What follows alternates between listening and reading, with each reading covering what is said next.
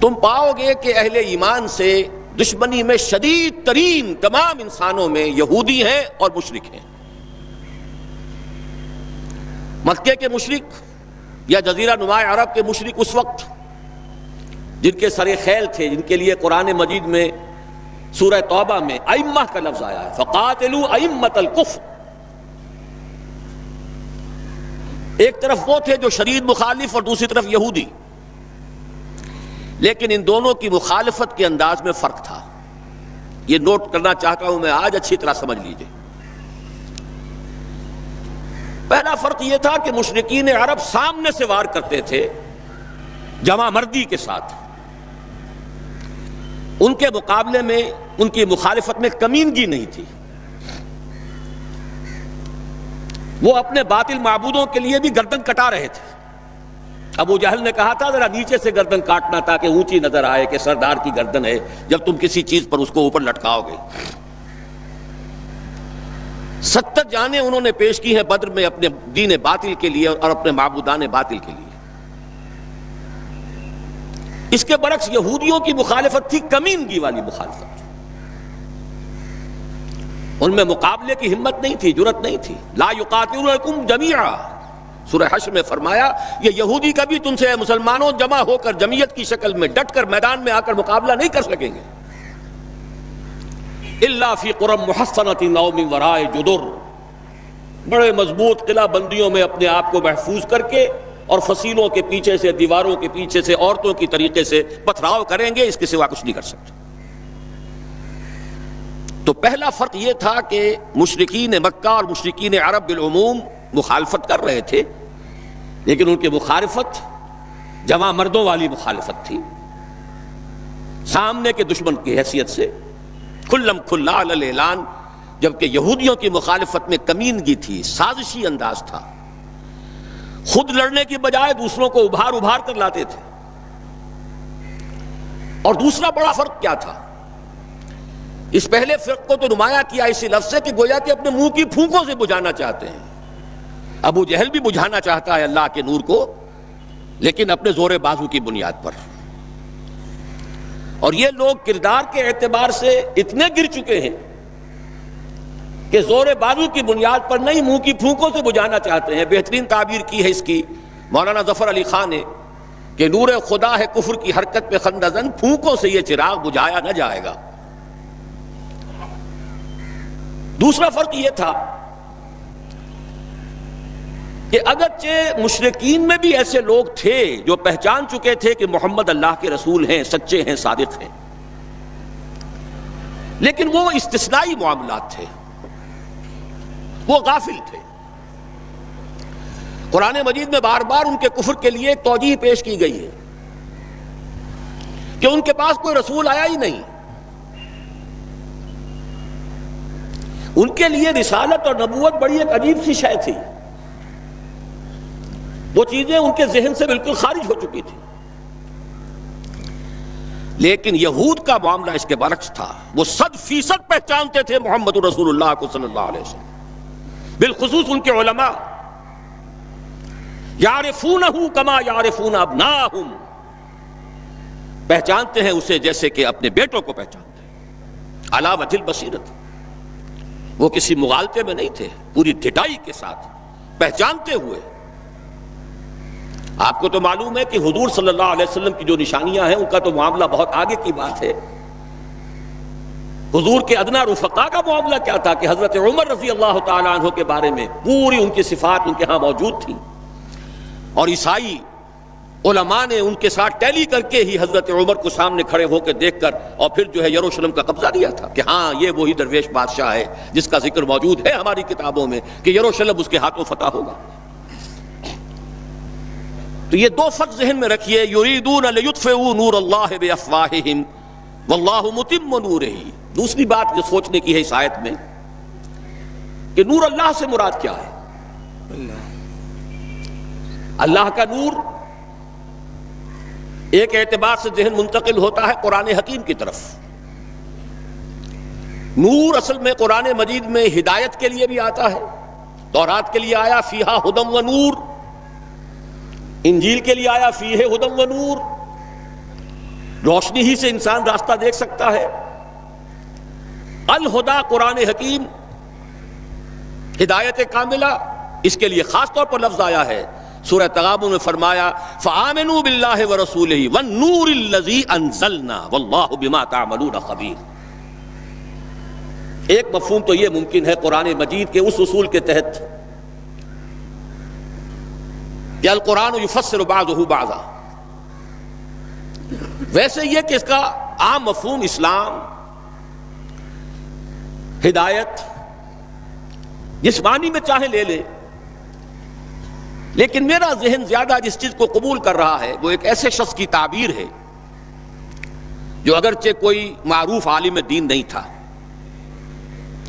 میں نہ عارف نہ مجدد نہ محدث نہ فقیہ، اقبال اپنے بارے میں صاف کہہ رہا ہے، میں نہ عارف نہ مجدد نہ محدث نہ فقیہ، لیکن واقعہ یہ ہے اور آپ کے علم میں ہوگا، میرا موقف یہ ہے، اس دور میں قرآن مجید کا نور بصیرت اللہ تعالیٰ نے بڑے وافر پیمانے پر انہیں عطا کیا تھا۔ انہوں نے تعبیر کیا ہے اس نور کو نور توحید سے، چنانچہ یہ اتمام کا لفظ اس کے ساتھ واللہ متم نورہ، جواب شکوہ کے شعر میں کہ وقت فرصت ہے کہاں، کام ابھی باقی ہے، نور توحید کا اتمام ابھی باقی ہے۔ واللہ متم نورہ ویابی اللہ الا ان یتم نورہ، یہ بھی نوٹ کر لیجئے، عربی زبان میں شدید تاکید کرنی ہو تو اس میں فاعل کی شکل میں لایا جاتا ہے، واللہ یتم نورہ بھی ہو سکتا تھا، نہیں واللہ متم نورہ کر کے رہے گا۔ اور پھر اس کو منفی اسلوب میں بھی بیان کر دیا تھا کہ کوئی شک و شبہ نہ رہے، مثبت بھی آ گیا واللہ متم نورہ، اور منفی ویابی اللہ الا ان یتم نورہ، اللہ کو ہرگز منظور نہیں ہے مگر یہ کہ وہ اپنے نور کا اتمام فرمائے۔ وقت فرصت ہے کہاں، کام ابھی باقی ہے، نور توحید کا اتمام ابھی باقی ہے۔ میں چونکہ یہاں اسی تعبیر کو اختیار کر رہا ہوں، اس کے اعتبار سے ایک سوال پیدا ہوتا ہے، کیا نور توحید کسی بھی اعتبار سے نامکمل تھا، ناقص تھا، جس کے اتمام اور تکمیل کی ضرورت تھی؟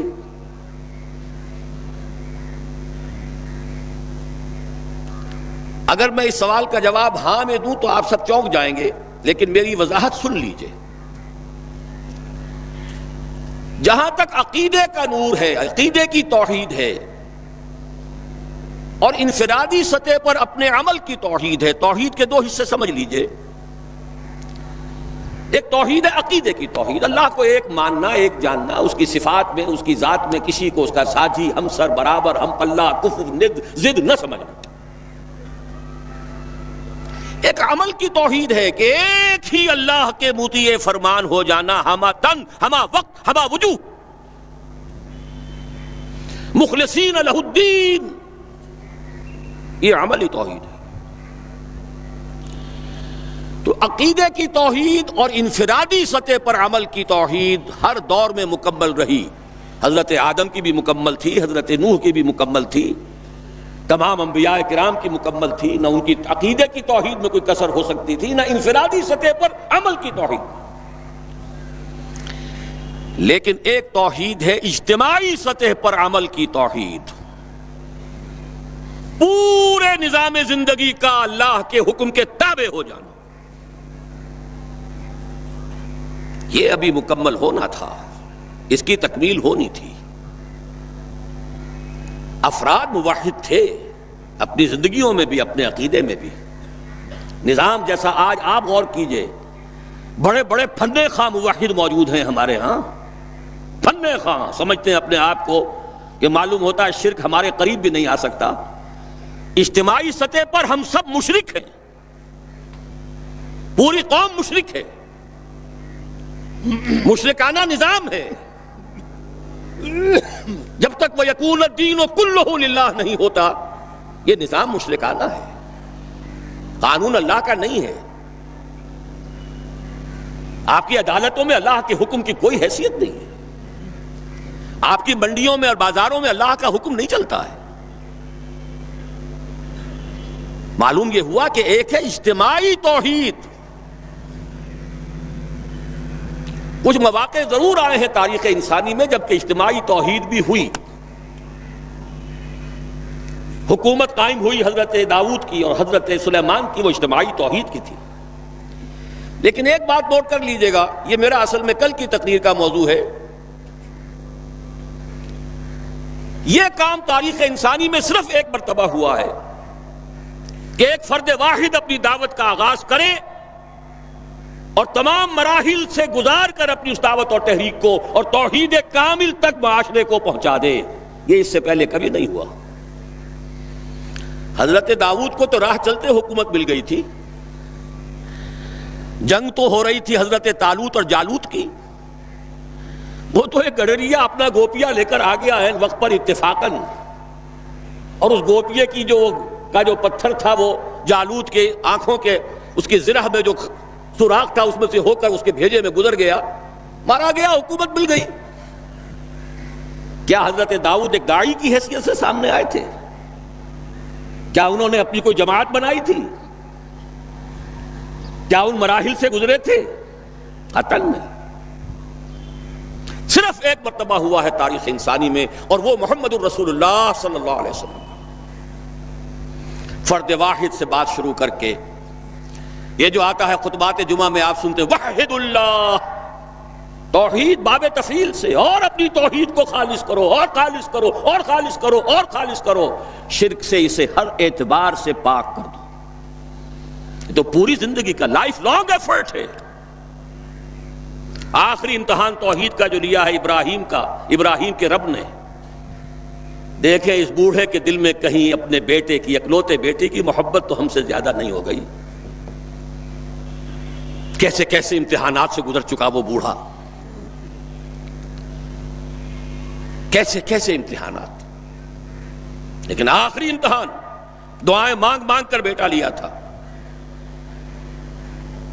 فلما بلغ معه السعی، اور جب اب ذرا ہاتھ بٹانے کے قابل ہوا، کہیں اس کی محبت ہماری محبت سے زائد تو نہیں ہو گئی. انی ارا فی المنام انی اذبحک فانظر ماذا تری. اسی لیے جو آتا ہے قرآن مجید میں بار بار حضرت ابراہیم کے لیے آخری سند کے الفاظ آتے ہیں وما کان من المشرکین، شرک کے ہر شائبے سے پاک. تو یہ توحید عملی اجتماعی سطح پر ہونی باقی تھی. اس کا تعلق ہے اگلی آیت سے. یہ کب ہوگی؟ هو الذی ارسل رسولہ بالہدی ودین الحق لیظہرہ علی الدین کلہ ولو کرہ المشرکون. اللہ نے اپنے ان آخری رسول کو محمد صلی اللہ علیہ وسلم کو تو بھیجا ہی ہے الہدا، وہ دین حق اور الہدا اور دین حق دے کر، تاکہ غالب کریں. جب تک دین غالب نہیں توحید ناقص ہے. عقیدے کی توحید ہو سکتا ہے کہ ہو، انفرادی سطح پر بھی ہو سکتا ہے ایک آدمی جہاں جہاں بھی اللہ کا حکم مان سکتا ہو مان رہا ہو، لیکن آخر وہ کسی قوم کا فرد ہے، کسی ریاست کا شہری ہے، کسی خاندان کا فرد ہے، چہار طرف سے جکڑا ہوا ہے رشتوں میں اور تعلقات میں. اس کی زندگی کے کتنے گوشے ہیں کہ جن کو ابھی وہ مشرکانہ نظام اپنی گرفت میں لیے ہوئے ہیں.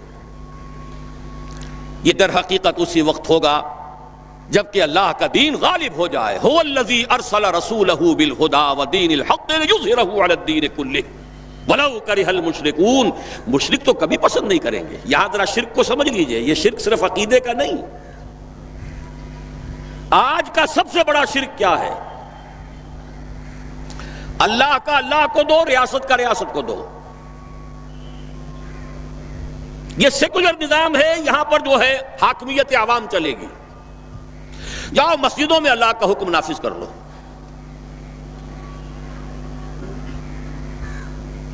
یہ سب سے بڑا شرک. کبھی گوارا نہیں کریں گے. وہ توحید ہو جائے، اللہ ہی کا حکم چلے، سب پر یکساں جاری ہو جائے، سب یکساں اللہ کے حکم کے تابع ہو جائیں.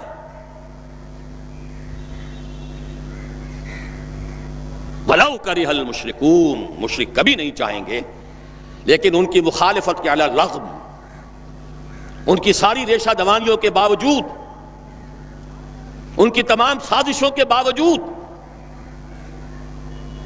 اللہ کا دین غالب ہو کر رہے۔ اب ذرا تاریخی اعتبار سے جائزہ لیجئے، ابھی ہم تھے اس ماحول میں جبکہ ابھی یہ آیات نازل ہو رہی تھی۔ پہلی بات تو یہ سمجھ میں آ گئی کہ محمد الرسول اللہ صلی اللہ علیہ وسلم کا مقصد بعثت ہے غلبہ دین۔ یہ نوٹ کرنے کی بات ہے، کسی اور رسول کے لیے اللہ نے قرآن مجید میں یہ الفاظ استعمال نہیں کیے۔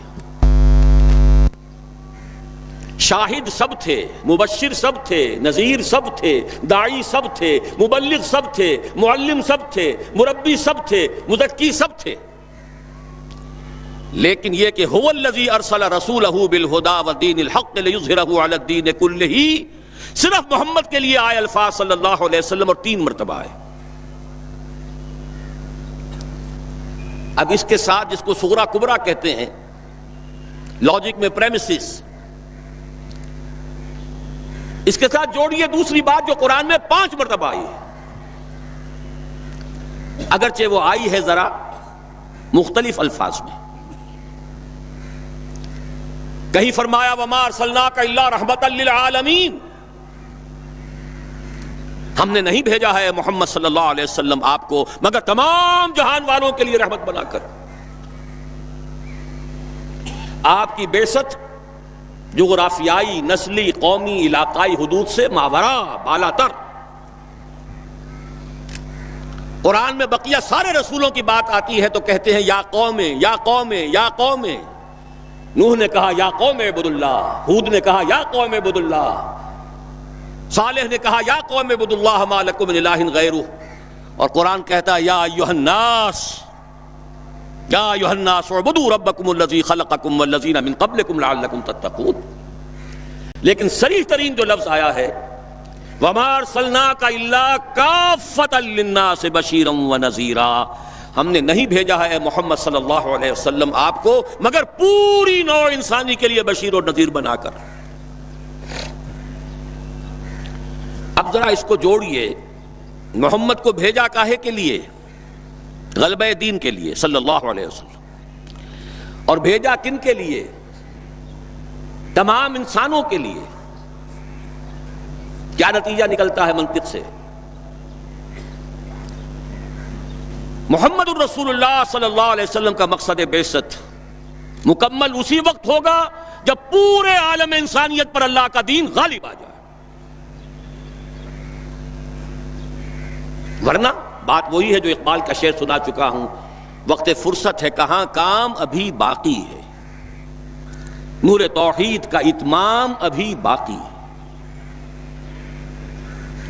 لیکن یہ کہ اگر اللہ نے واقعی بھیجا محمد کو دین کے غلبے کے لیے صلی اللہ علیہ وسلم، اور اگر بھیجا ہے پوری نوع انسانی کے لیے، تو ناممکن ہے کہ یہ دنیا ختم ہو جائے اس سے پہلے کہ محمد الرسول اللہ کا مقصد بعثت مکمل ہو۔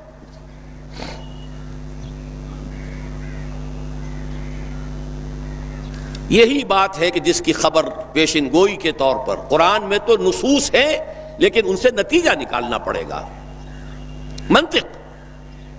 حضور کو بھیجا پوری نوع انسانی کے لیے اور بھیجا غلبہ دین کے لیے، تو مقصد بعثت کی تکمیل اسی وقت ہوگی جبکہ کل عالم انسانی پر اللہ کا دین غالب آ جائے۔ اسی کے ساتھ اب ذرا یاد کیجئے سورہ نور کی آیت، جس کو اللہ کے فضل و کرم سے ہم نے کافی عام کیا ہے۔ ایک ہی بات ہے لیکن ذرا مختلف اسلوب میں آ رہی ہے۔ وعد اللہ الذین آمنوا منکم وعملوا الصالحات لیستخلفنہم فی الارض۔ وعد اللہ الذین آمنوا منکم، یہاں منکم پر ذرا زور دیجئے، کن سے خطاب ہو رہا ہے؟ مسلمانوں سے۔ لیکن ان مسلمانوں کے لیے 2 کوالیفیکیشنز، 2 پری کنڈیشنز۔ اے مسلمانوں، اللہ کا وعدہ ہے تم میں سے ان سے جو ایمان اور عمل صالح کا حق ادا کر دیں، انکنڈیشنل نہیں ہے۔ وعد اللہ الذین آمنوا منکم وعملوا الصالحات، ایمان اور عمل صالح کا حق ادا کر دو تو اللہ کا وعدہ ہے، اور وعدہ کتنا مؤکد ہے نون مشدد کے ساتھ تینوں دفعہ اور ایک ہی بات کو تین اسلوبوں میں، لَيَسْتَخْلِفَنَّهُمْ فِي الْأَرْضِ، لامن خلافت عطا فرمائے گا انہیں زمین میں، كَمَا اسْتَخْلَفَ الَّذِينَ مِن قَبْلِهِمْ، جیسے کہ خلافت عطا کی تھی ان کو جو ان سے پہلے تھے۔ جب مسلمانوں کو خلافت اور حکومت عطا ہو جائے گی تو اس کا منطقی نتیجہ ہوگا کہ دین غالب ہو جائے گا۔